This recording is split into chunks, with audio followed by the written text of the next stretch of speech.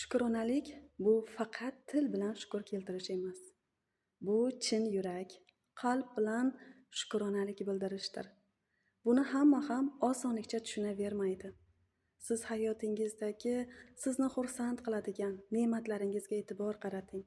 Sizni yashashga undaydigan umidlaringizga e'tibor qarating. Hayotingizdagi yaxshi jihatlar, bor yaxshi munosabatlar, bor moddiyat, imkoniyat, mana shularga e'tibor qaratishni boshlang. Ana shu bilan siz yaratishni boshlaysiz. Siz o'z hayotingizni yaratuvchisisiz. Afsuski, shukronalik ham bugunga kelib chuqur o'rganiladigan bilimga aylanib qoldi. Va buni o'rganganlar allaqachon omad pog'onasida. Siz qachon bu pog'onaga chiqmoqchisiz? Qulay vaziyat kutyapsizmi? Vaziyat o'zi kelmaydi. Siz unga tomon o'zingiz borishingiz kerak bo'ladi. Hozir sizni nima to'sib turibdi? Shukronalik kursimizga keling.